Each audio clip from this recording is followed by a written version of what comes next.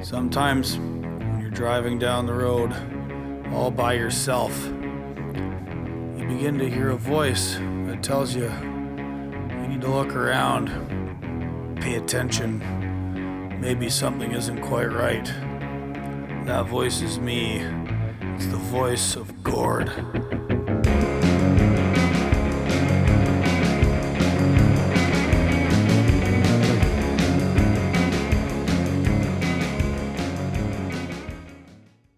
Breaker 19, anyone got a copy out there? This is Goldilocks. Come on.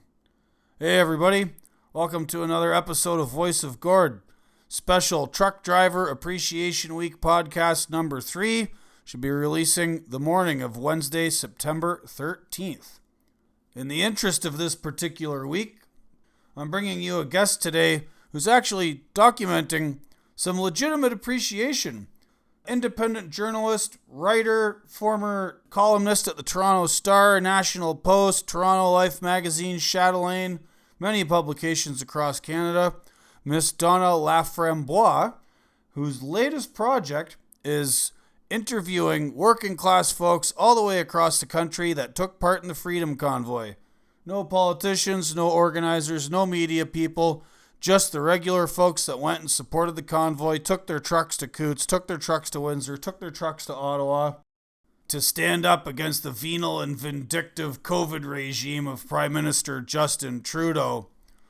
In documenting these stories, Donna has come across many letters from children and people of all ages handed to the truckers along the side of the road at the protest sites, and all of them basically carried the same message. They wanted to express gratitude and thanks for the truckers taking a stand and doing their best to bring an end to the nightmare in Canada and bring something resembling normal life to the citizens of this great country. I'm really happy to bring Donna to you guys today. Her story is awesome. She shares her story of how she got into journalism, various people she met along the way, stories she's written on, tells us a little bit about her book, some of the people she's met, and she really does, express serious gratitude to us, to the folks that took part in the Freedom Convoy.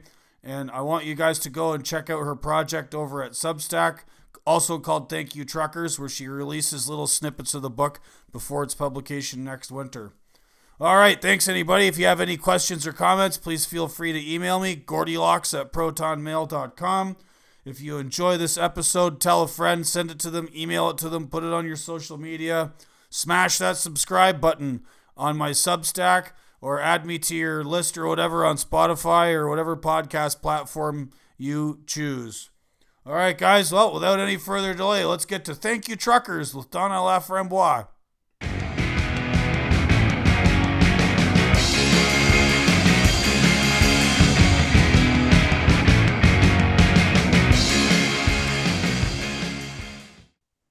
All right, g'day everybody, and welcome to another episode of Voice of Gord. I'm Gord, and this is my voice. The other voice you're going to hear today is that of a very long-careered freelance journalist, investigative reporter, former vice president of the Canadian Civil Liberties Association, author, recently a road tripper to Eastern Canada. Please welcome to the show Ms. Donna Laframboise. Hello, good morning. Good morning. Thank you for joining us, Donna. So I bumped into you on Twitter a few months ago, and I've been watching your posts. I believe you're writing a book. I am. I'm writing a book about the truckers who went to Ottawa, because we haven't heard the stories of the ordinary folk who got behind the wheel and drove there, and they thought they were going for the weekend, and it turned out they ended up there for the better part of a month. So those stories are part of Canadian history, and we have a right to hear them and record them and pass them down to our children. Right. Yeah. So there's been a number of books that have come out about the Freedom Convoy recently, mostly by people associated with the organizers and or their spokespeople, Mr. Dichter, Mr. Marazzo, then a couple of journalists, Andrew Lawton. But I think from what I'm reading on your wonderful Substack, because you're dripping out these little interviews you've done with people, you're specifically focusing on the guys that went. You're not, it doesn't strike me like you're talking to the organizers, the media, the government, like none of that stuff. You're just talking to the truckers. That's right. The people on the ground, the people on the ground. And I should say that, I thought originally it was just going to be the stories of the truckers, the stories of the truckers. But then I found out that there are all kinds of other folk who went to Ottawa, and it's sort of like an army. You have your fighting troops, but then you also have all the support people behind them. And all sorts of Canadians went to Ottawa as well, and they weren't necessarily driving a big rig, but they went there to help out, and some of their stories are amazing. So it's turned into, I've really, since I've started doing this research, I've realized that there are two halves of this story. There are the truckers, and then there are all the folks who supported them, and who because if they didn't have that support, I doubt they would have managed to hang on in minus 30 below in Ottawa for as long as they did. But there really was a community behind them. Yeah, I noticed that myself. I'm also a trucker. I live in the United States now, but I am Canadian. I went home for the first weekend of the protest and welcomed the convoy from the west. I stood on an overpass on 417 out near El Monte with a bunch of my friends and thousands of other people, and then Awesome. went downtown to Ottawa and hung out for that entire first weekend. It was a wonderful and heartwarming experience, to say the least, despite the cold and in spite of it, and in spite of the icy cold heart of Justin Trudeau and Canada's ruling class. But I did notice as well that it became apparent to me immediately that it wasn't even about the truckers anymore. Even by the time they got to Ottawa, this was something much, much deeper and spoke to the sort of spirit of humanity and the desire to sort of end the excesses of the COVID regime and all that came with that. But I wanted to observe, you've been a journalist for a long time, and we'll get to that. But in the fact that you're speaking with all of these truckers rather than the organizers and everybody else, it feels somewhat like a project reminiscent of Studs Terkel. Do you know who that is? Yes, yes, in a way, yes, his oral history. Thank you. I consider that a compliment. He did marvelous things, just going out and talking to ordinary people and recording their stories and their impressions and their memories. And yes, and it's from a part of society that we don't hear much about, which is a real shame. Yeah. His book Working, which was published, I believe, in 1974. It's quite the tome. I think it's longer than the Bible. It's a pretty thick book, and it interviews like hundreds of people all across the spectrum of the working class and all strata of society, from you know janitors to teachers to truckers to movie actors. Like it runs the gamut, and it's like I say, quite a piece of oral history. I recently reread parts of Mr. Terkel's book. In fact, I took the section where he interviewed a trucker and reposted it on my Substack. Um, you know, uh, Awesome. yeah, and I mean, when you look at the concerns and the life of this fella he interviewed, I think his name was Frank Decker. He was like a steel hauler guy who lived in Chicago and worked around Wisconsin in the Midwest, and you know, plus ça change, like not much changes. So tell us your story, Donna. How is it you got into journalism, writing? Tell us all the various places you worked, maybe how your experience was there, how it is you came to be part of the Canadian Civil Liberties Association, and where you got to today. Well, I'm very working class. I grew up in Northern Ontario. I was born in Sudbury. My father was an auto mechanic, and my mother never finished high school. She got married at 16. She had me when she was 18, and when I grew up, I didn't know anyone who'd gone to university. It was not a given that I was going to go to university, that I would have any higher education. But my parents gave me a wonderful gift, and that they both read voraciously. It was pop fiction, it was westerns, it was romance novels, but they both read all the time, and that was a great example when I was growing up. So I love to read, and pretty early, probably by my early teens, I was convinced that that's what I wanted to do, was be a writer. Um, and from Northern Ontario to go down to the big city in Toronto and get into the journalism program at Ryerson was a huge deal in the early 1980s. And you had to go down and you had to have a portfolio and you had to do an interview. And I managed to get in, which was amazing. And one of the things that happened very early in that first term was we had a guest speaker who asked people to put up their hands if they were from the working class. And there were two of us in the entire class of 30 plus journalists. So, that tells you something about who is writing the news and whose perspectives are not being represented. Right, right. There's somebody who's made this observation in a number of podcasts I've listened to, and just sort of following his career as I have, because he's a little bit older than me, but like much like yourself, I'm working class. Also, half of my family is from Sudbury. Oh, wow. Um, yeah. My great grandfather, Rudolfo Fluviani, was an Italian immigrant that went to work at Inco. He Oh, died there. Yeah, he died in one of those elevators that went in the shafts, oh no. dismembered itself and fell to the bottom, and there went great grandpa Rudolfo with him.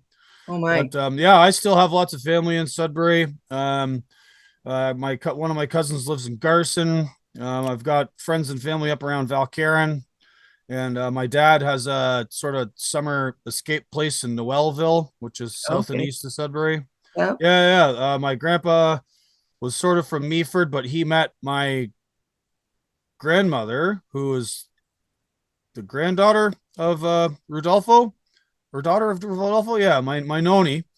She um she worked for my other great grandpa, William McGill Sr., who was some kind of either the warden or one of the managers at the Burwash prison camp south of Sudbury.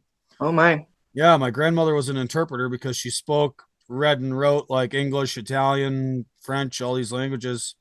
And she was kind of his secretary. And then before my grandpa shipped off to war in Europe, driving a tank in a Canadian uniform across Europe, Mm, he met my grandmother while visiting his dad, and soon thereafter they got married and had a kid in 1944, my uncle Chris.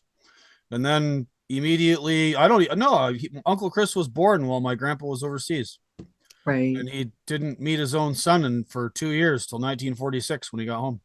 Oh my. Yeah. So, and anyway, I as well share your passion for reading. My dad's a trucker. My mom is the daughter of Scottish immigrants. My mother was born in Scotland, and my grandfather on my mom's side was also a voracious reader. Every day he would buy the Toronto Star, the Toronto Sun, the Globe and Mail, and then the National Post when it came out. And he was always buying newspapers and always reading books, constantly reading books. He didn't have a post-secondary education either, and neither did I. I barely finished high school. But one thing I've always done is read, and paid attention. And so anyway, this guy, Matt Taibbi, who used to write for Rolling Stone Mhm. and is sort of one of the people behind the recent release of the Twitter files, Yes. many times he has mentioned in various interviews that journalism in America used to be a working class occupation, especially when the media was more dispersed and like there was more local newspapers and more local and regional magazines, many of which are no longer with us, right? Especially in the age of the internet and social media. Yes. Yeah, so yes, Matt is one of the few American journalists that I can think of off the top of my head who comes from that working class tradition as well. And so yeah, so getting back to my story quickly, I ended up dropping out of journalism at Ryerson, Oh, wow. Yeah, and then I did a an undergraduate degree in English and wait for it, women's studies at the University of Toronto.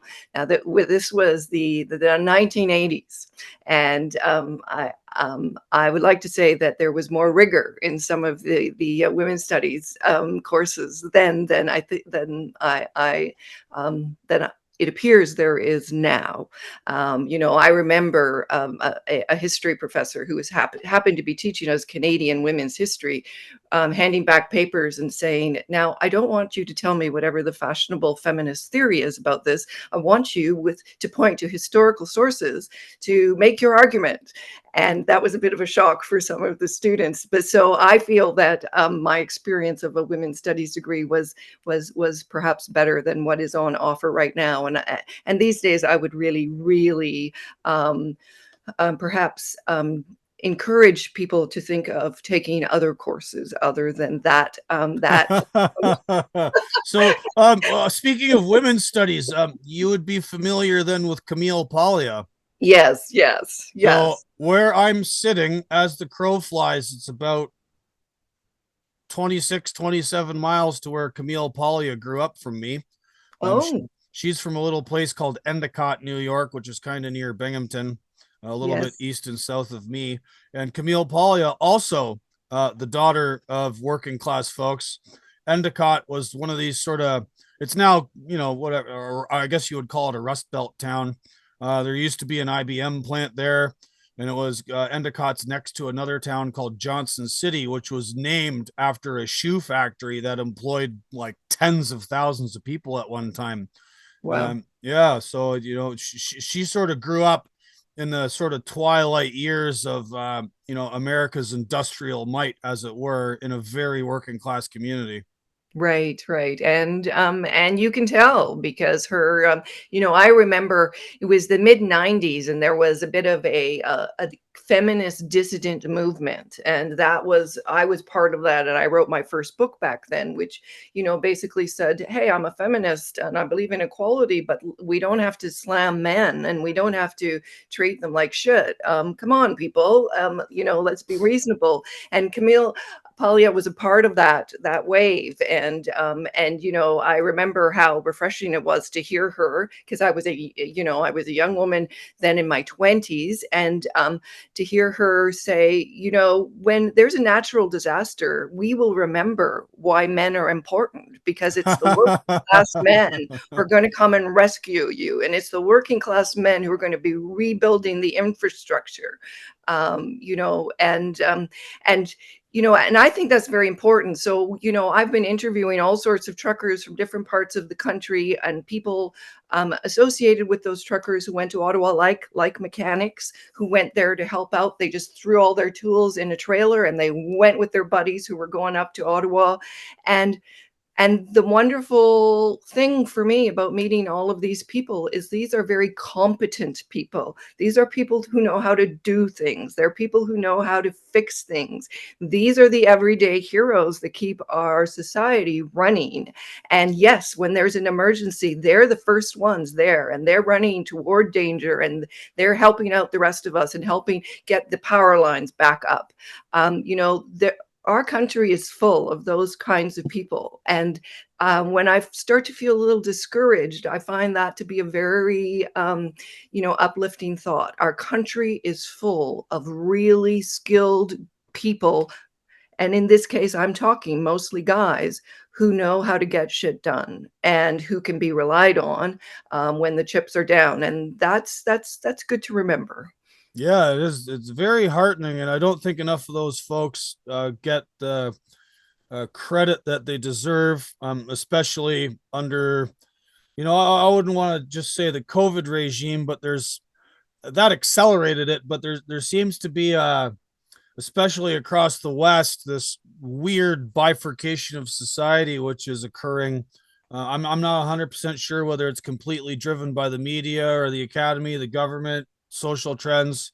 There's a dissident writer here in the United States named Curtis Yarvin who sort of calls the confluence of all those institutions, he calls it the cathedral. And, the because of the sort of focus on identitarian politics within that milieu. They sort of view working class dudes, as some kind of reactionary element that's getting in their way to, the full takeover of society and the dawning of utopia or some garbage. And, Yes. and then you get Prime Minister Trudeau's reaction to the Freedom Convoy and to anybody who is skeptical of his rule. And there's this kind of like, the problem is much deeper than Trudeau. It's like this wider sort of rule by technocrats, the sort of managerial elite. There's a writer here in the United States named Michael Lind who spoke about this at length. There's these. It's not like it's not like the oligarchs and the super rich have all gone away, but there's this new caste of people sort of directly below them that kind of manage everything for the people further up. And the managers have gotten way out of control and sniff their own farts too much and believe that they have like the divine right to sort of tell everybody else what to do and how to live. And Yes. they get things wrong a lot. Yes. And so maybe you could tell us like a little bit more about your journalistic journey. And I think, I was browsing through some of your older stuff, and I think you've been coming into contact with these manager folks for a long time.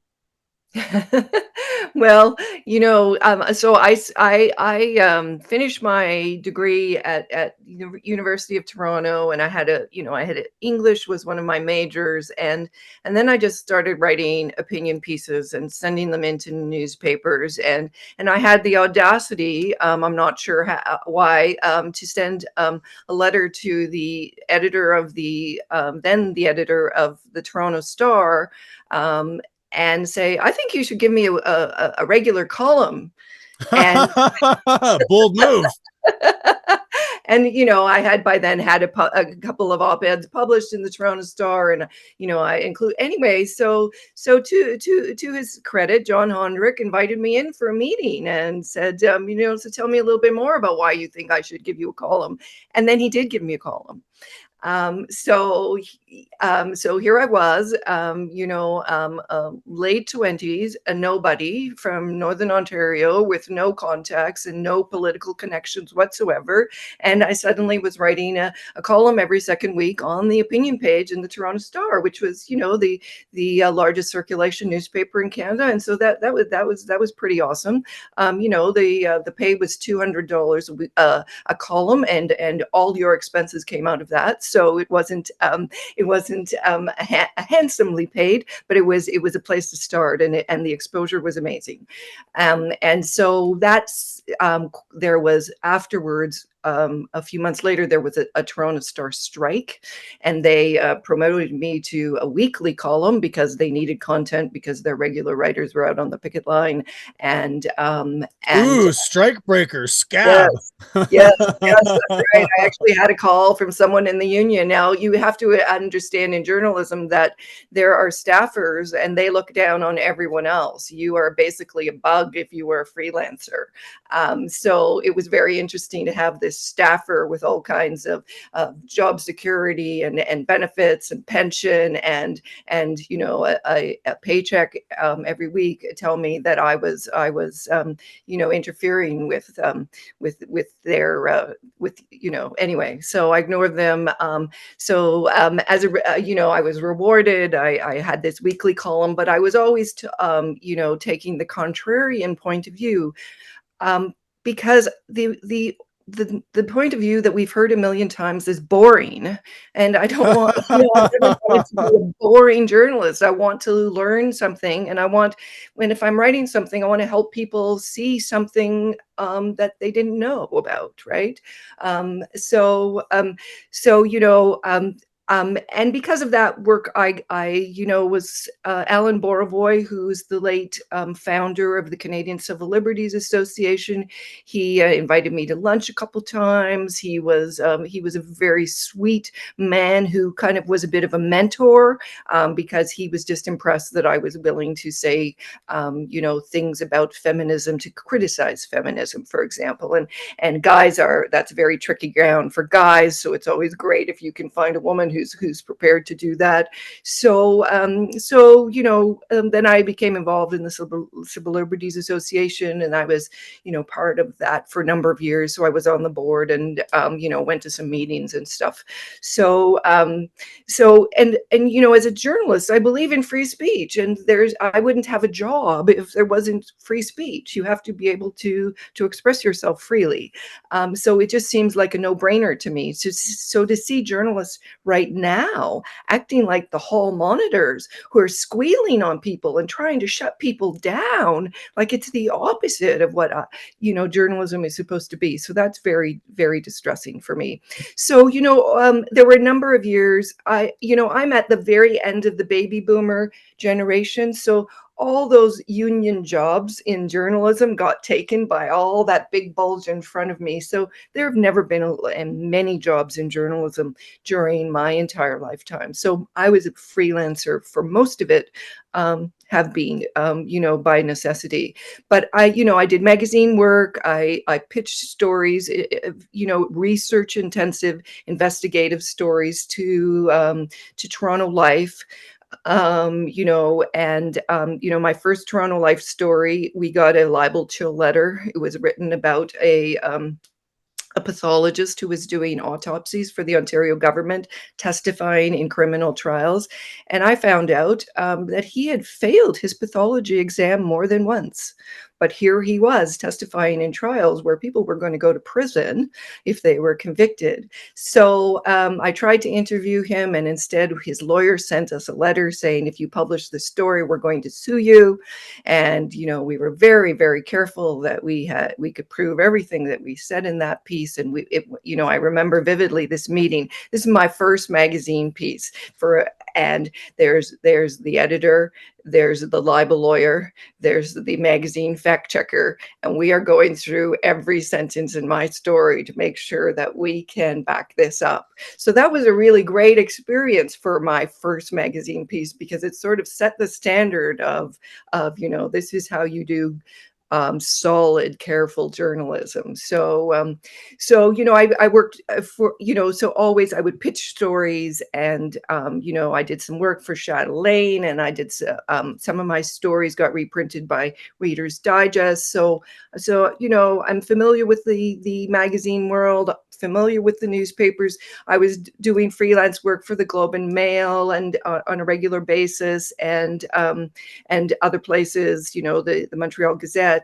And then the National Post happened. So the National Post at the beginning was a dream. It was a dream because the whole purpose of the National Post was to say things that no other newspaper would say in the country, and to be irreverent, and to be politically incorrect, and to sort of, poke people. The people are very satisfied about about their view of the world, to sort of poke them and challenge them a little. And it was a very fun place at the beginning. And I think I got hired in May, and the paper launched at the end of October. So it was, I had a lot of opportunity to do some in-depth research before we actually launched. And it was amazing. And Conrad Black did something amazing when he started that newspaper. And unfortunately, that was 25-ish years ago. And I was there for 3 years on staff, so I had the staff experience for 3 years at the National Post. And then Conrad was losing so much money every month, he had to sell it to Ken West. And a week after Ken West took over that newspaper, 130 of us got pink slips, like immediately. And I was out of there with a lot of other people who had much more stellar careers than I did by that point. And it was, I think it was the beginning of the National Post turning into another, just the same kind of newspaper. It's very hard now. There's a few people writing in the Post, but it's become kind of, it's just another organ of Cathedral Nord, right? that's right. So I've been on my own little, I don't know, I'm not a journalist. I write opinion pieces. I do commentary on the trucking business. I'm going to be doing some more well-researched, deeper stuff here in the future with a couple of projects I'm secretly working on, but that's for another time. One of the things about, you know, one of the things right now that's really annoying the crap out of me about the sort of establishment media back in Canada, I mean, over and above how they completely fell in line with Trudeau, they propagated the mass hysteria and ginned up moral panic scapegoating campaign against anybody that dissented against the COVID regime, for which I think, accountability must come hard and swift, although that might never happen. Is Hmm. right now there's this situation in Alberta with these four guys that got picked up at the Coots border crossing. And when you look at the facts of this case, the circumstances under which these guys continue to be held without bail and on the flimsiest evidence imaginable, and it's really looking like the RCMP and the government are in cahoots, and the judiciary in Alberta is like out to lunch with how they've handled this, as well as the prosecution, and nobody in Canada is talking about it at all. And I wrote this op-ed in the Newsweek a few weeks ago about this Yes, yes, after everybody had stopped talking about them for months, with the yes, exception of a couple of online internet people. And then all of a sudden, Rebel News writes an article. True North Center writes an article. Now, they're not part of the establishment. They're sort of like outside, sort of center right. Some people might dismiss them as fringe, but whatever. They're doing what they do. Ezra Levant does what he does. But it was just interesting to me how this situation is gross. yes, Okay. And you will remember the name Omar Khadr. yes.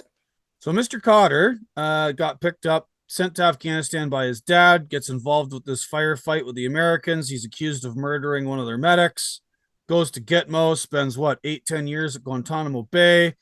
And everybody and their brother was constantly attacking Stephen Harper for not doing enough to get him back out of Guantanamo Bay. He eventually comes back. Then he sues the government.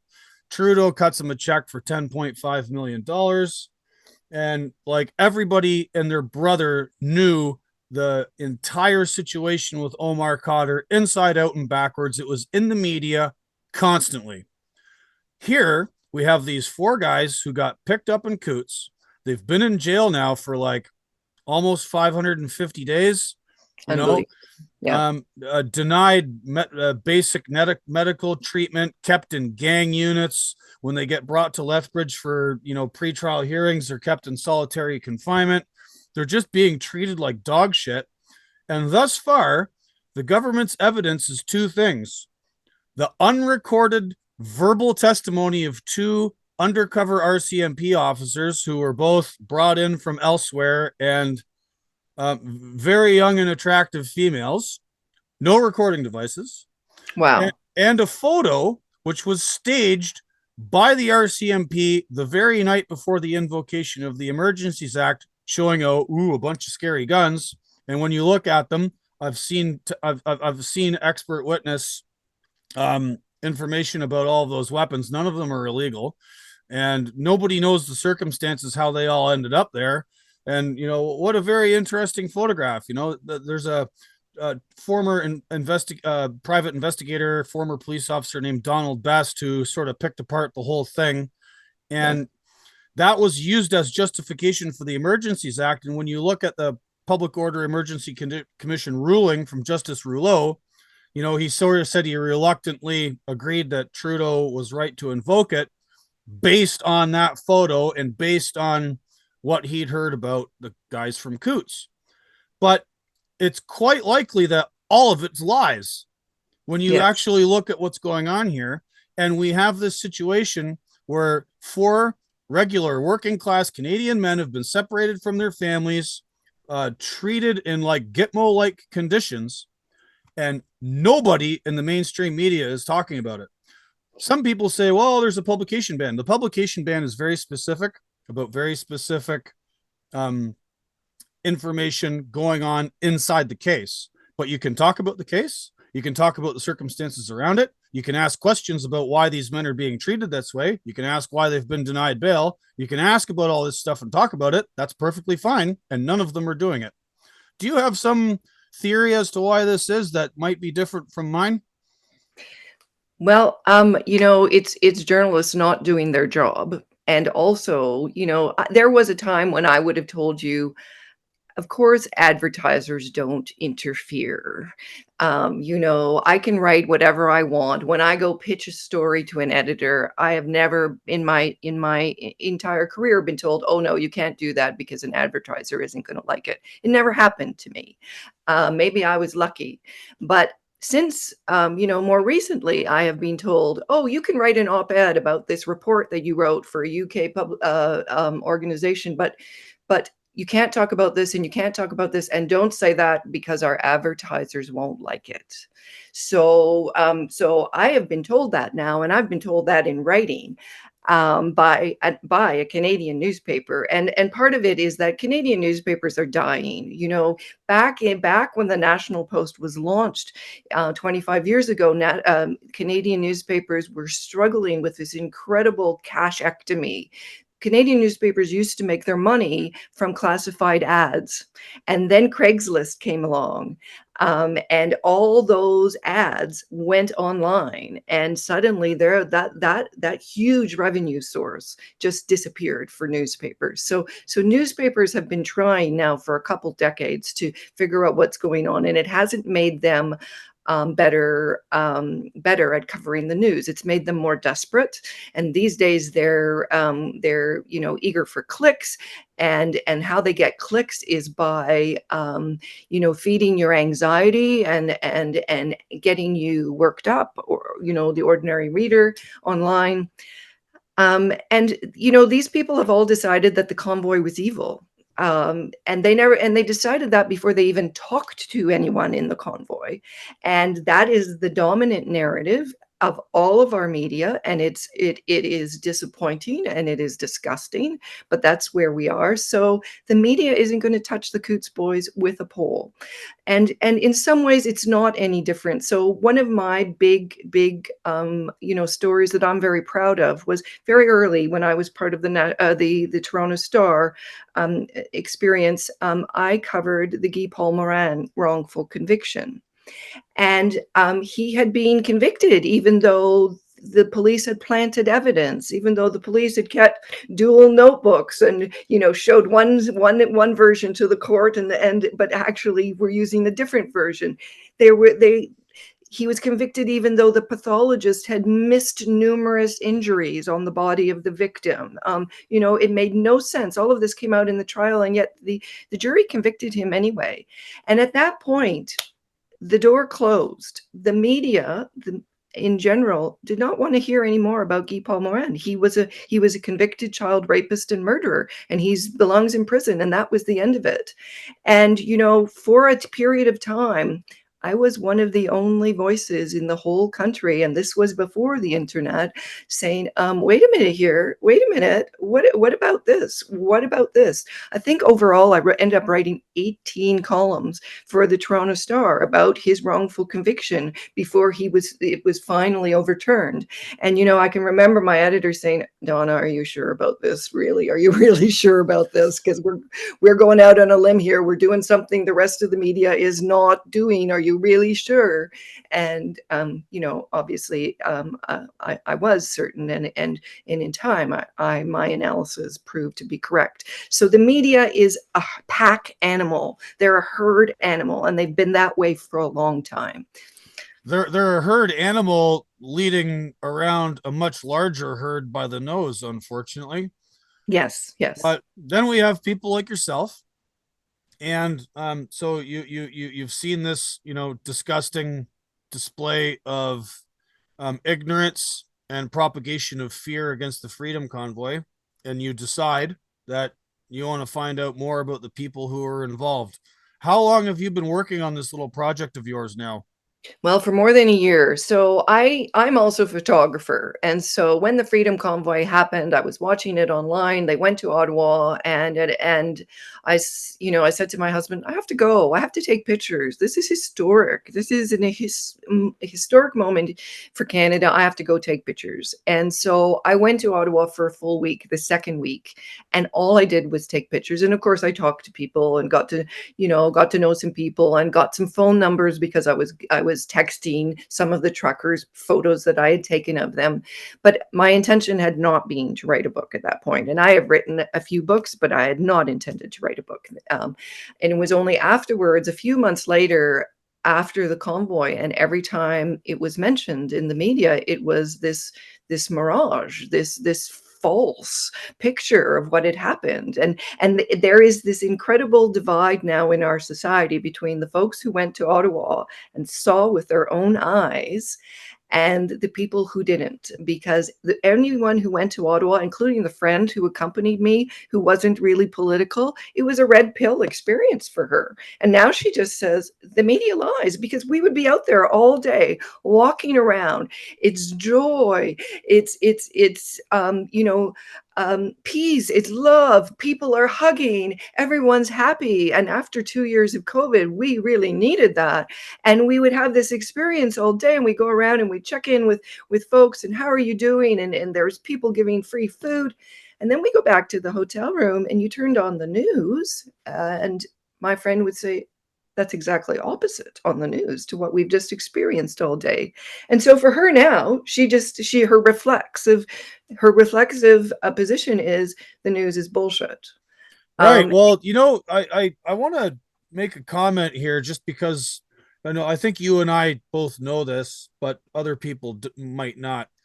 On this point about the media basically lying and inverting reality with the Freedom Convoy as it was happening, a decision made by the organizers in Ottawa, Tamara Leach, BJ Dichter, Tom Marazzo, all these characters, was to bar certain members of the mainstream media from their press releases after a little while when or it press conferences, you mean? yes, press Yeah. conferences, Yeah. yeah. And because they just saw that no matter what they said, they were being attacked anyways. But I have to wonder, like, I don't want to question them. I mean, whatever, it's a moot point now.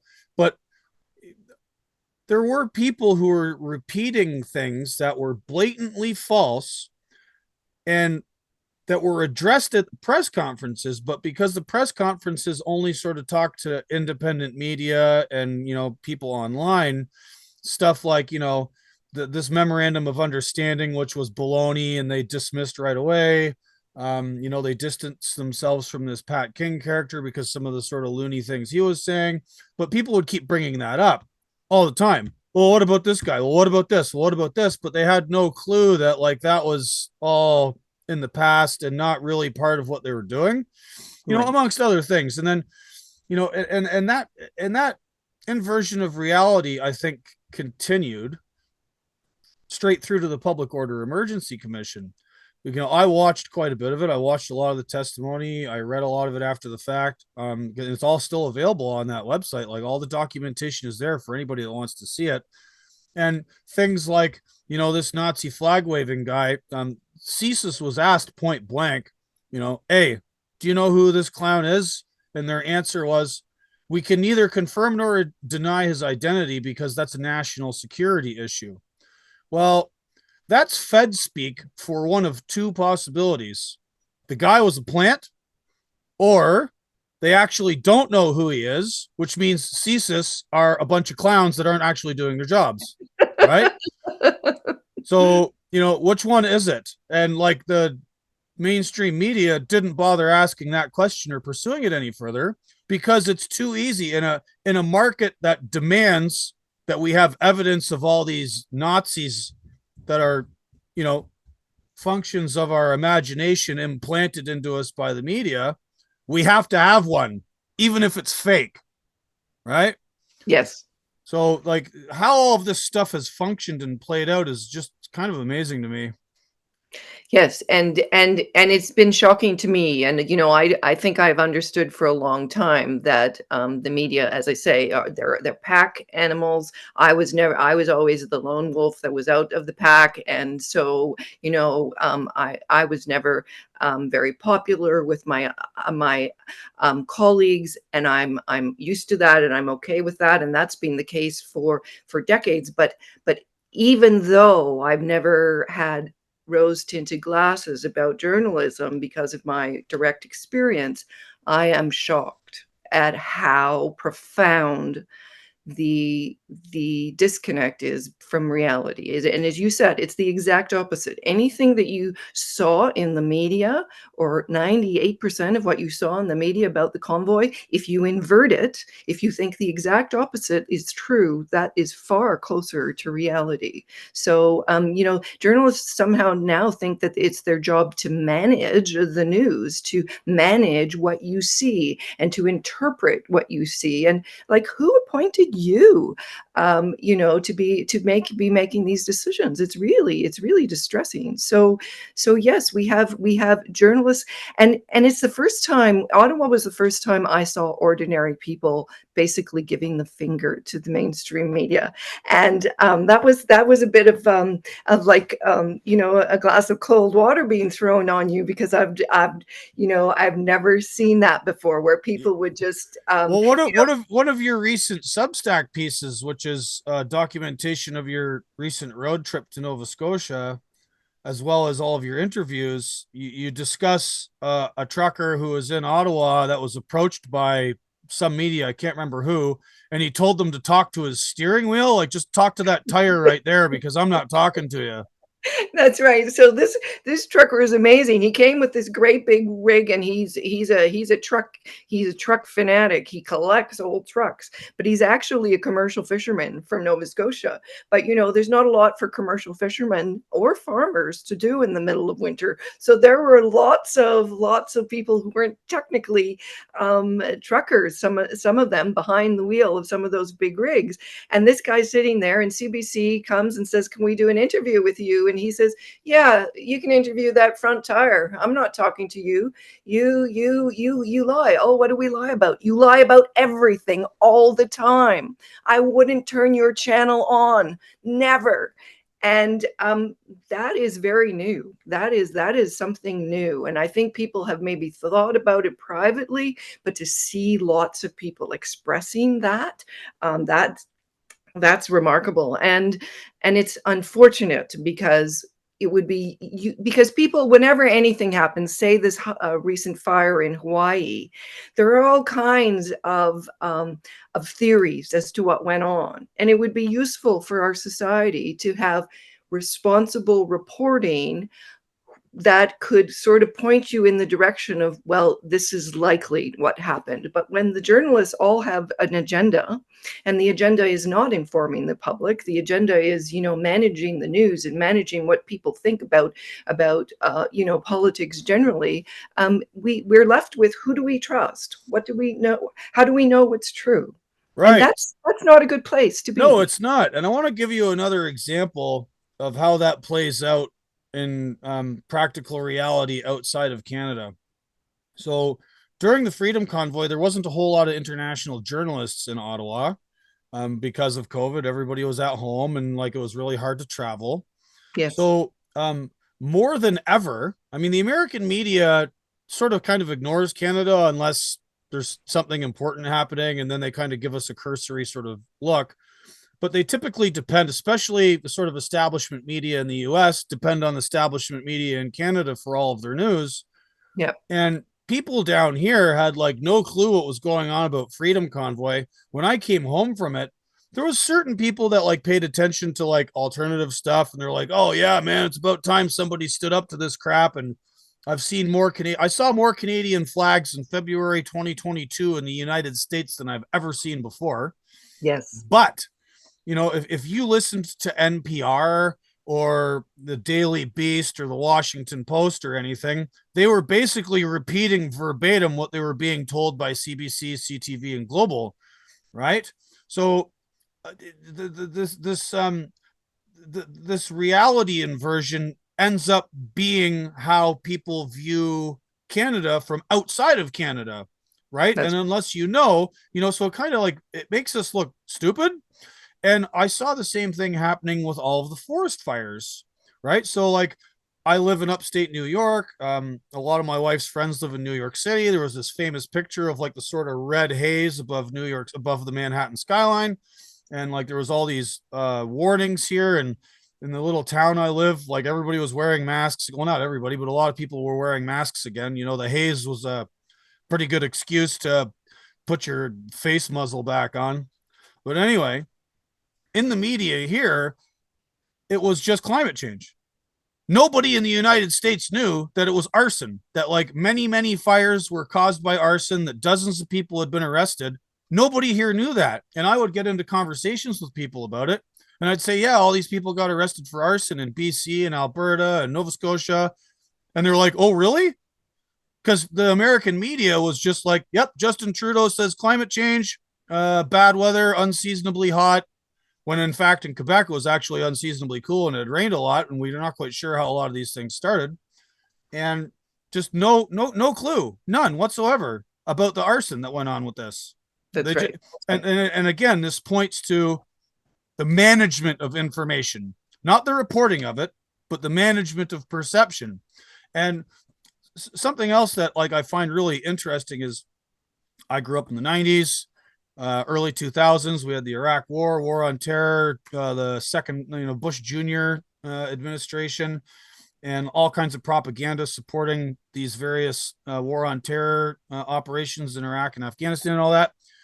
And everybody I knew who was kind of either on the left or libertarian or, paying attention was like, yep, this is all propaganda. We're being lied to. The New York Times is lying.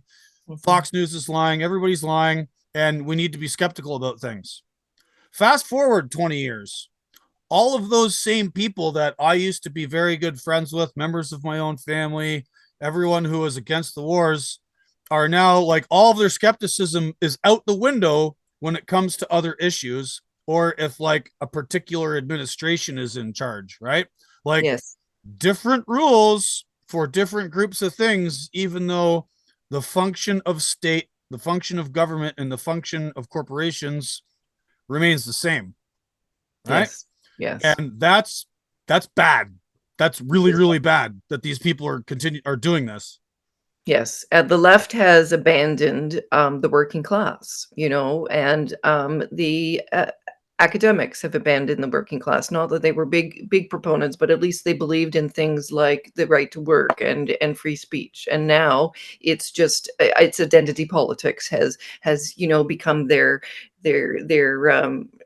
their guiding principles. So, one of the things that I feel quite bitter about is, being from Sudbury, NDP unions, all of that. Well, the one time in Canada in how many decades that the working class stood up and said enough is enough, and went to Ottawa in the middle of winter in huge trucks and took a stand. What did the NDP do?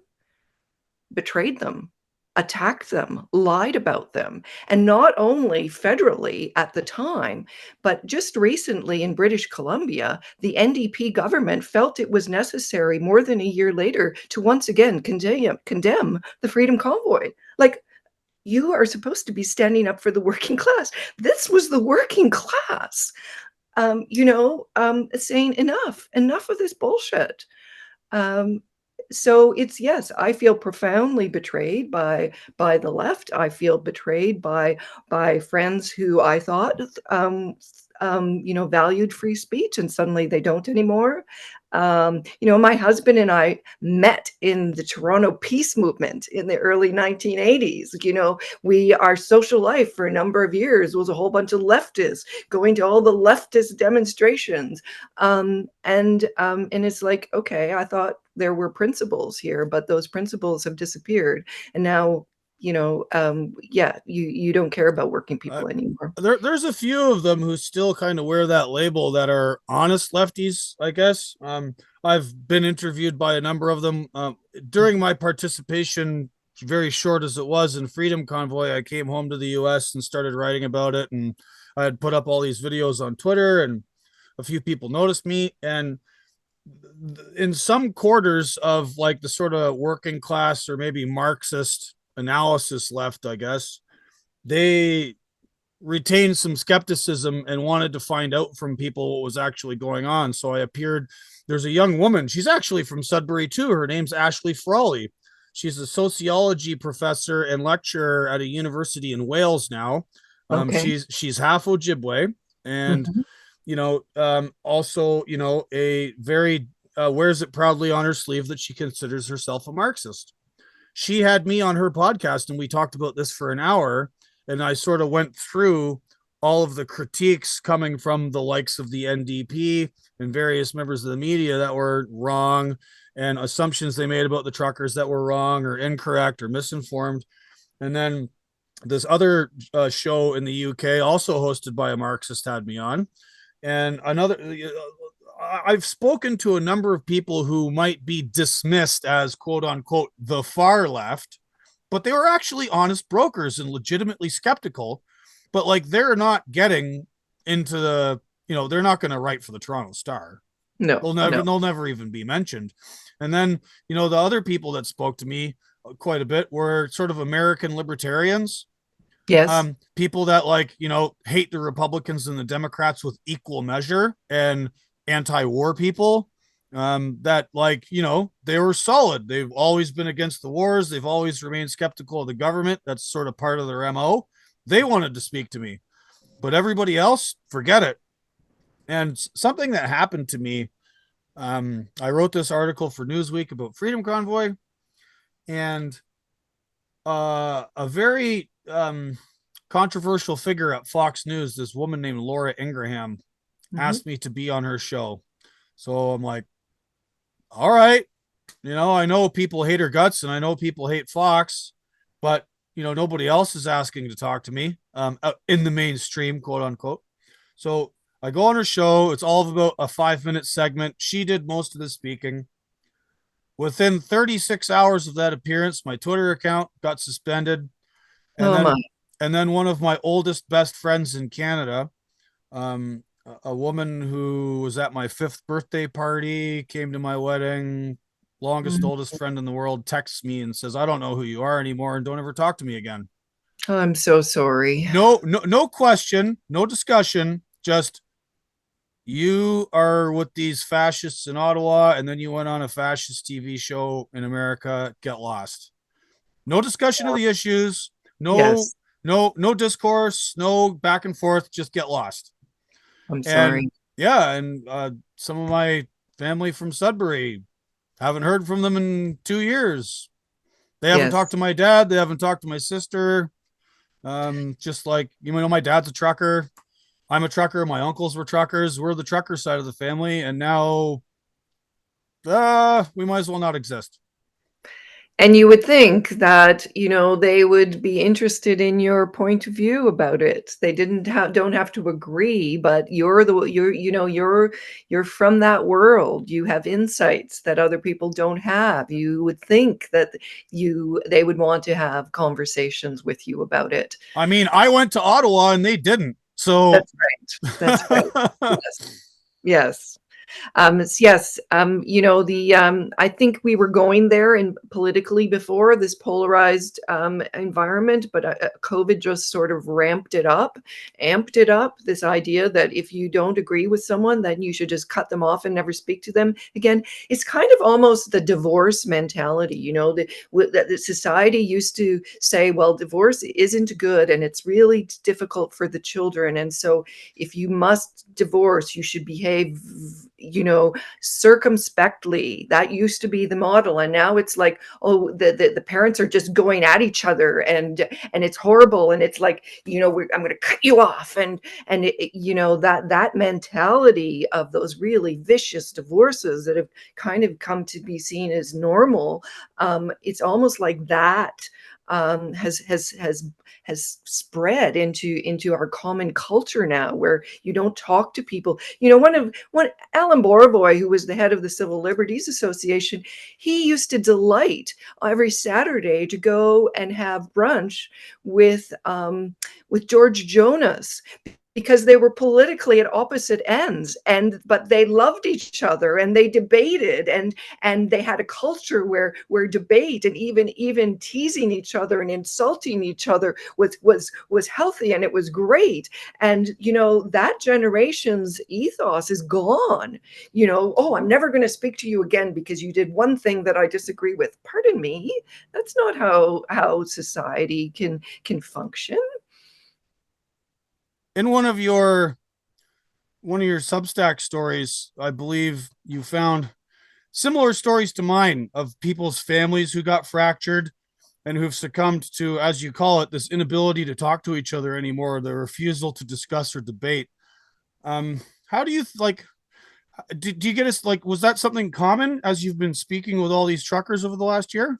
Absolutely, absolutely. And someone that I've interviewed, and I haven't actually published their interview quite yet, they say to me, everyone brought their sadness to Ottawa, their aches to Ottawa, because during COVID, there was all of this conflict. There was, first of all, conflict about, should we actually be getting together for the holidays? Is going to be dangerous or not? And then there was conflict about masking. And then, of course, there was horrendous conflict over the vaccines. So almost every family has been touched by this and fractured and wounded by this. And then it happened in church groups. Churches split. People who thought we should be listening to the government, and the people who said we need our religious communities more than ever right now. This is a crisis. This is exactly the time when we need to gather and support each other. So the churches split, community groups split. I've heard about people who, were part of a curling club for 25 years, but they wouldn't get vaxxed. And the club said, don't come back. We never want to see you again. Oh Small my town, God. Ontario. Yeah, this is going on. So there were all of these there's all of this pain and all of this hurt, and people went to Ottawa and they took that with them, and then they found like-minded individuals, and that was why there was so much joy. That was why grown men who didn't know each other were just hugging each other spontaneously. And someone said to me that Ottawa was a place where you could go fuel up on happiness after 2 years of no happiness, right? Oh wow. So I think yes, and this is one of the things. Society has been through all of this, and there is no acknowledgement by the media or by our leaders, our politicians, that any of that happened. There's no, come on, now it's a time to really put all of this aside and embrace each other and reknit our society. Where is that discussion? Where is that commentary? It's like, our prime minister is just prancing around as if nothing has happened, as if none of this profound, pain took place. It's not on his radar.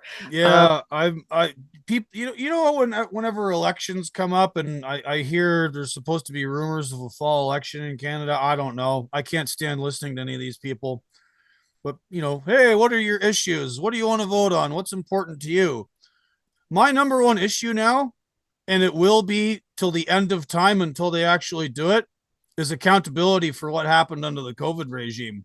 I am not voting for, nor talking to, nor giving an ounce of energy to any politician whose number one priority isn't star chambers, commissions, firing squads, whatever you want to call it. I want all of the people responsible for this held to account, be they government, bureaucrats, members of the media, community leaders. I don't care. If you played a role in the bifurcation of our society, you must be held to account.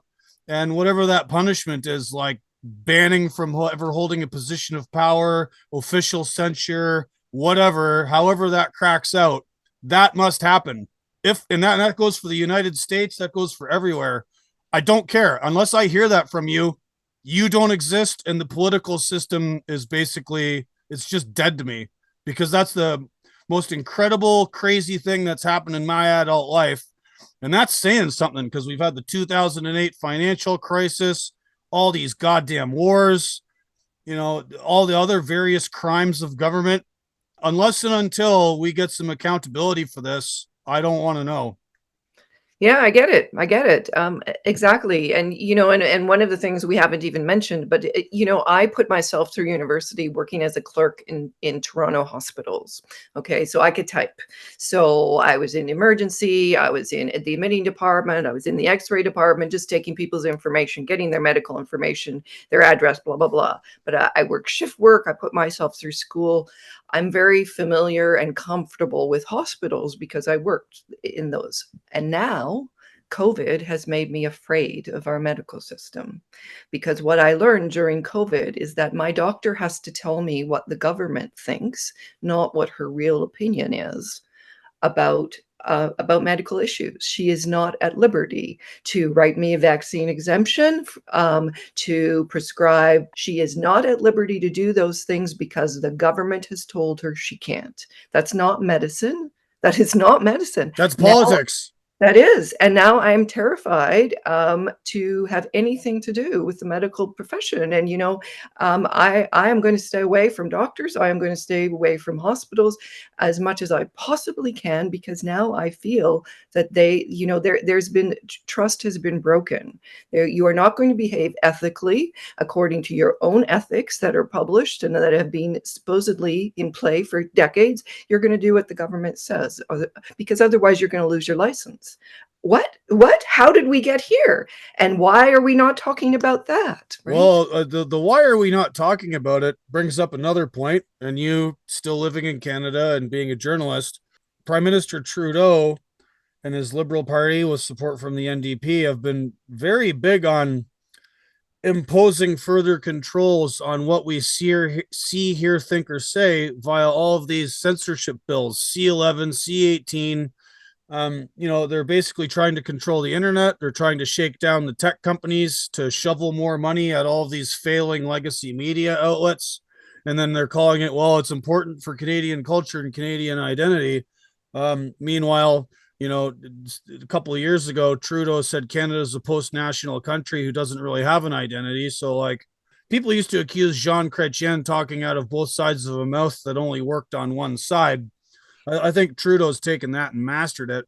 But what do you think about all of these bills, the politics behind them, and like where do you see this going?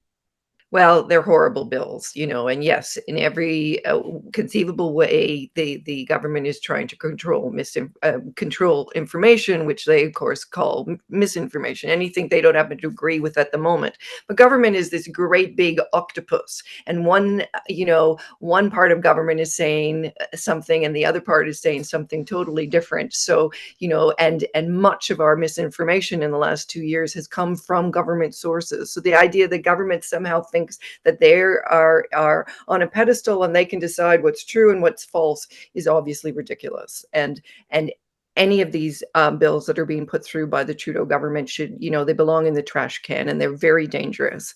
I am an optimist, however, and I do believe that people will find ways to work around those bills, and they will, whether it's they get VPNs or, what they spend a lot more time on Telegram. There are a lot of people now who are awake, who have seen what happened through COVID and you can't go back once you've seen some of these things. Right. So I think that people are, I think, even in the Soviet Union, when information was so tightly controlled, people found ways to communicate with each other. And so, I think we will be creative and ingenious, and we'll figure out ways to circumvent all of this government control. But it's going to be difficult, and we're actually going to have to take it seriously, because this is if this is a spiritual war at the very least. We are at war with our government, which hates us, be regulating every single part of our lives. How did we get here? This is not good. This is not healthy. No, I imagine in your travels and interviewing all of the truckers for your book, you've had this same exchange with many people. What was the sort of, diversity of opinion or thoughts on what's gone on now, as you're speaking to these folks? Like, do you feel like you keep hearing the same things, or are there folks with different takes? There are large themes that are the same. So everyone will tell you, and all the truckers will tell you about all the feedback they got from the public, the cards, the letters, the cash, the gift cards. I meet with a trucker in a Tim's in New Brunswick, and he's brought along this box of all of these notes and cards and thank you notes. I go to a guy's place in Nova Scotia in a small town, and he's got a box of all of these to show me. So there are and just the generosity of people feeding them. There were Ottawa residents and people who lived within easy driving distance of Ottawa who went in and fed the same group of truckers every night. They picked a couple people and they were there every night. They were bringing them something. They were bringing them food. Sometimes they were bringing them a joint along with their food. So people did this. Ordinary people just did this. It was kind of like a big church picnic with everyone just coming and bringing things. So there are these wonderful themes about the generosity and about the love and the gratitude from other Canadians. And then there are some things that are interesting because some truckers got their bank accounts frozen and many did not. And it seems totally random. So a couple people, so one guy that I know who was there, he was on Wellington. He wasn't even a trucker. He went in his van. He was an aircraft mechanic, and he was there because he had been forced to take a vax in order to keep his job. At first he said no, and him and his wife lost their jobs on the same day, and they held out for a month. And then they thought, we're going to lose everything we've spent our entire life working for. Jesus. So that's why that guy was there. He was there in a van that he never uses in the winter. He thought he was going for the weekend. 3 weeks later, he's there. But on the Thursday, before things got really ugly on the Friday, he said, I got to go home and talk to my boss. I haven't been at work for 3 weeks. And, I got to go. I'm going to come back for the weekend, but I got to go. So him and his van that have been on Wellington, they leave on Thursday. His bank account still got frozen on Friday. And he spends hours on the phone with his banks, two of them, saying, so what's the process? When am I going to get access to my own money? No one can tell him anything. No one can tell him anything. So that poor guy went through Friday, Saturday, Sunday. Monday was a holiday in Ontario. It was Family Day. He went through 4 days before his bank account was finally unfrozen on the Tuesday. And no one could tell him anything in between. And if he hadn't had friends coming and saying, here, buddy, here's $1,000 to get you through, he couldn't even put gas in his car. So that poor guy had his bank account frozen. And, like many of us, his name is on a couple of his parents' bank accounts in case they become incapacitated. He can still pay their rent and stuff. He has access to their bank accounts. So all of those bank accounts, when they went online, were frozen, including his parents. They all said zero. They said zero when you went online. So this poor guy has that experience. And then there are other people who were in Ottawa the whole time, truckers, big truck. They never had their bank accounts frozen. So different experiences. So one of the things that's interesting about this project, where I'm recording all of these people's stories, is that even the truckers don't know what happened to some of the other truckers, right? So I had a guy who I wrote about recently who was in Ottawa for 2 weeks. He's sleeping in his bunk in his truck. And then he has an exhaust problem and he gets carbon monoxide poisoning, so for the last week he's out of it. And then he misses a couple months of work after that. That's a story most people, even who were at the Convoy, don't know. They don't know that. So there were different experiences. Different parts of where the trucks were had very different experiences. There was a lot more joy and happiness up on Wellington than there was down on the Sir John A. Macdonald Parkway. They were sort of orphaned down there. They weren't getting as much public. There was still a lot of people bringing food. There was an incredible family from Southern Ontario who went down and cooked on an outdoor cook stove for 3 weeks for that group of truckers. But the the vibe wasn't as happy down there. It was, so different people, depending on where you were, had different perspectives.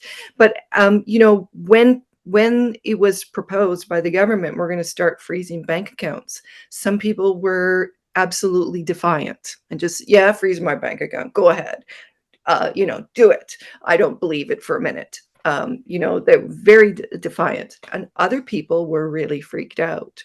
So I interviewed a couple who were provided a hub for truckers about 20 minutes outside of Parliament Hill on a farm. The city of Ottawa contacted them and said, could we use your farm as overflow?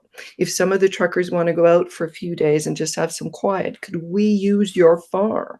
So they were helping the city of Ottawa, and yet when they started talking about freezing bank accounts, this couple got really, really very concerned. And so the woman's response was to pay all her utility bills for a year in advance. Oh, wow.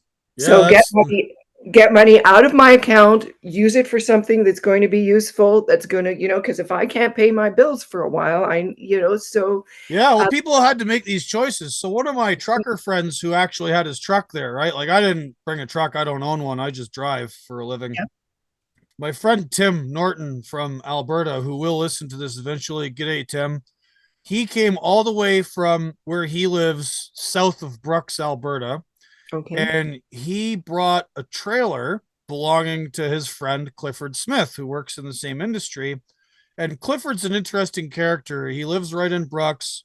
He's he's very forthright and very out there. He's gotten in trouble with the provincial government and the law in Alberta before for having political messaging on the side of his trailers. This is a guy who has been self-employed and worked hard his whole life, and he takes no shit from anybody. He's an amazing guy.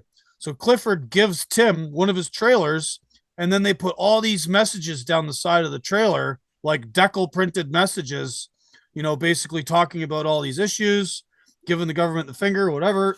So Tim comes down, gets a spot on Wellington Street. He snuck in the night before and was with that first group of trucks right on Wellington. So Tim finds out these rumors about the fact that they're going to freeze bank accounts and do all this stuff. And he's like, well, it's not my trailer. It's Clifford's. Yes. I don't want it to get seized. It was Tim's own truck, but the plates he was running on were actually belonging to the cattle feedlot company that he hauled cows and feed for.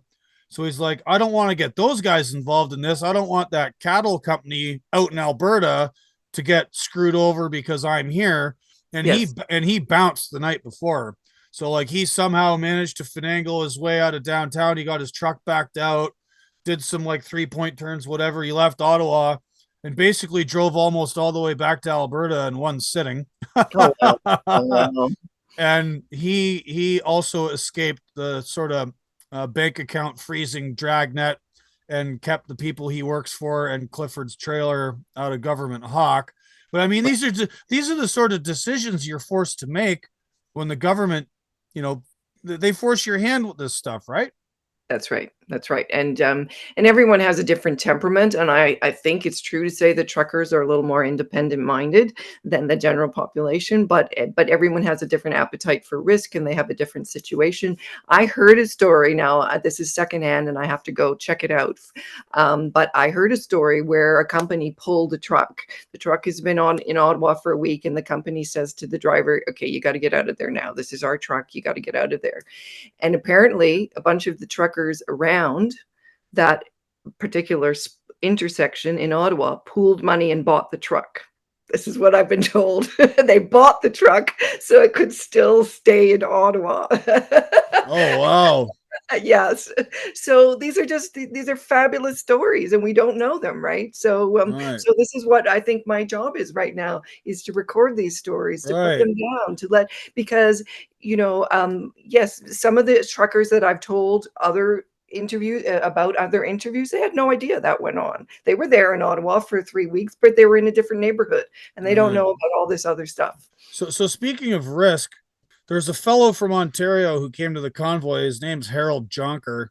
Yes. He owns a small trucking company, kind of up near Smithville, which is sort of near where I grew up. Actually, one of my friends in high school, her father drove for Harold many years ago. Yeah, Larry Henderson. He's no longer with us, but anyway, Harold goes to Ottawa. A bunch of his trucks. He's sort of involved with the sort of Niagara area convoy, and a year and a half later, they charge him with mischief, like after the fact. And what a coincidence. Harold was featured in this sort of independent documentary about the Freedom Convoy. That's done by, I'm trying to remember the name of the, I'll have to put it in the show notes or send it to you after the fact. But this really well done documentary about the Freedom Convoy featured Harold Jonker and a lot of footage from the Niagara Convoy, interviews with him, his drivers, his family, other people that were affected by the COVID regime and took part. And what do you know? A little while after Harold appears in this thing, then these charges come down. Like, so do you feel like this book project you're working on? I mean, maybe there's still freedom of speech and maybe they'll leave you alone, but like, do you have any like fear about what's going to come down once you publish this anthology of stories, as it were? Well, I have a bit of concern for the people that I'm interviewing because, as you say, it was more than a year later, and then they suddenly decide to charge Harold, who I have interviewed, with criminal charges. You took more than a year to decide that what he did was criminal, and of course, it wasn't criminal in any way. This is the state. This is the police, being corrupt, being political, and it should frighten all of us. So I have some concern about the people that I'm interviewing and writing about, because they're, maybe no one has heard about them before. Maybe no one actually knew they were in Ottawa, and now I don't want them to be targeted, by activists. And in one case, I only used the man's first name, and I didn't include a picture of him because his wife is a bit concerned about her safety if he's not at home, her physical safety, and have some concern about that. For me personally, I have spent my entire career saying things that were against the grain of mainstream journalism. So really, what those people want to do is ignore me. They just pretend I don't exist. They don't want to platform me and let anyone know about my work. So I expect that is that is what's in store for me with this book. So they're just going to pretend I don't exist. I didn't do this work. It doesn't, it never happened, right? Right. So are you publishing this yourself or do you have some backing from a publishing house? No, so my first book was published with Penguin Canada, and the process was not a good one. Even back in the early '90s, it was a system that made no sense from the writer's perspective. So the last several books I have done, I wrote a book about the UN's climate body, and I had been blogging, and I had collected all of this information, and I thought, I have to get this information out there now. I can't wait a year and a half while my agent sends it to a publisher and they take 3 months to say, oh no, we're going to pass. And then they send it to another publisher and it gets rejected 16 times. By then, the world needs this information now. So I am very familiar with how you publish books on Amazon yourself. And because I have a group of friends who are journalists who, will read my manuscript and help me catch the typos. I have a community of people who write for a living and who I can draw on before I publish my book to make sure that the quality is up there. So that's what I'll be doing. Right. So self-publishing is the way to go. It is the way to go, and a lot of authors, established authors, are figuring this out. So, Scott Adams, the Dilbert cartoonist, he is about to publish everything that he's ever written, self-publishing, because his publishers have cut him loose because he said some politically incorrect stuff. So, I mean, he's just saying this is the best time of my life in terms of intellectual freedom and being able creative freedom. The platform you and I both use, Substack, quite famously started so that people could be outside the regular channels of media and publishing, and people like Glenn Greenwald and Matt Taibbi, who we mentioned previously. And I think Substack's model has been very helpful. There's lots of really good content on there, and anybody can use it. I had one of the few people in my family who's actually willing to talk to me about this and disagrees with me about quite a bit is my little brother. And he'll listen to the odd show, he'll read some things I write, and then he'll, whenever I see him in person, he's quite open about disagreeing with me, which is great, and I wish more people did that. So I said to him, like, start a Substack, it's free. And if people want to pay for your stuff, Substack takes 10%, the rest is yours. Attack your older brother, maybe he'll make some money at it, go for it. It's Yes, online, it's free, you have a computer, go do it. yes, So, I mean, on the one hand, it really sucks that the mainstream media still has this grip on the narrative and grip on the government, and the government lives in fear of the media now. I mentioned Curtis Yarvin previously. One of his key insights into how the cathedral functions is that, in the United States, because of the First Amendment, the media is basically untouchable, which on the one hand is a good thing. You want to have freedom of speech. You don't want to be interfered with while you're holding power to account. However, in 2023 and in recent decades, the media have decided that they're the power, and they're going to force the government to do what they want. And they have the power to basically cancel politicians, right? Or to cut off campaign funds, or to interfere in normal political relationships, because they basically can't be touched. They can hide behind the First Amendment. The First Amendment is supposed to protect holding power to account. It's not a license for you to take power, but in Yarvin's analysis, that's exactly what they've done. And yes. The, so, the media is about power with no accountability. There is no real accountability for media malfeasance. That's right. That's yeah, right. so one of the sort of release valves for that are platforms like Substack, and the fact that the internet, despite many flaws with it and the actors on it and its various platforms, is still mostly free. Yes, yes. And, we got very lazy, I think. We wanted to go to one place like Facebook or Instagram or Twitter, and we wanted to just live there and have everyone interacting. And maybe we just have to go back to an earlier time on the internet where you went and chucked out your favorite websites. You had a list of them in your bookmarks, and you had to go do that work. But at least then you weren't being censored, and your information wasn't being managed the way it is, because Facebook, I got off Facebook a few years ago because I'm a very serious journalist who takes, my fact checking very seriously, and I'm very careful about what I say and what I don't say. And I had a page for my blog, and Facebook started to say that, my journalism was, oh, you should go here and get the latest info about COVID. Pardon me, that's when I shut down my Facebook page, right? So who the hell do you think you are, Facebook, to decide that my journalism is flawed? No, I'm a professional journalist who's been doing this for decades, and I have dealt with libel lawyers and libel lawsuits. I actually think I know what I'm doing, and don't you dare think that when I've been on this story for months, and you are a complete newbie to this story, that you actually know what's true.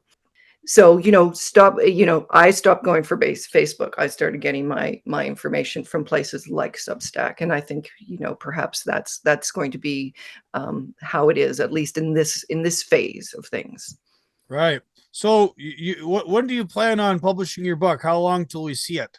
Well, I'm hoping it's going to be available for sale by the second anniversary of the Convoy, which is January, February coming up. So it's now mid-August, and I am rushing. I am rushing to get all of these Eastern voices into my manuscript, because I felt I had a bunch of people from Ontario. I had some people from out west. But we didn't really know what happened in Eastern Canada. And so that was the purpose of getting in a car and driving for 3 weeks and going in and meeting all of these amazing folks in other parts of the country. Yeah, when I worked I lived sort of in Alberta in the Northwest Territories, working for about 7 years on and off, and with many Eastern transplants, lots of Newfies, lots of guys from Cape Breton, Nova Scotia, New Brunswick, because there's more work out west and it pays better than at home. And all salt of the earth fellas, especially the Newfies. And I'm really looking forward to reading your interviews with them and hearing about their involvement with the Convoy. I think that's going to be fun to see. Yes, thank you. I'm looking forward to finishing them up. Right. All right. So in the meantime, how can my listeners find you? Where are you at? Well, I am on Twitter. I am terribly shadow banned on Twitter. It seems like pointless, but I do say something every once in a while on Twitter. I'm at no consensus is my handle there. I have a Substack that is called Thank You Truckers .substack.com. So Thank You Truckers Substack. And I am blogging every day. I have something, it's sort of a first draft of my book. And I have done a children's book. One of the truckers, when I went to interview him, him and his wife showed me this binder where their daughter had taken all of these thank you notes that he'd received while he was sitting up there on Wellington for 3 weeks. And he's an OPA. He's a grandfather. He has 19 grandkids. And so I made a little kids book. When OPA went to Ottawa, this is what happened. People said thank you. People brought him food. People said, we're praying for you. Thank you for giving us hope. This is what happened when OPA went to Ottawa. So OPA really was this hero, just an ordinary grandfather who got behind his wheel. And so that's available on Amazon. It's called OPA's Convoy Letters. And it's important that kids know what happened in Ottawa, because they see the mainstream media too. And if we don't actually make a point of telling them the other side of the story, a lot of them are never going to know about it. Right. Yeah. And that would be a tragedy. And thank you very much for giving voice to other members of the working class, and such as they are today under the Trudeau regime, scapegoated enemies of the state. I think what you're doing is great. I look forward to your book coming out. And on behalf of myself and my audience, thank you very much for your time, Donna. Thank you. It's been a pleasure. All right, way of the road.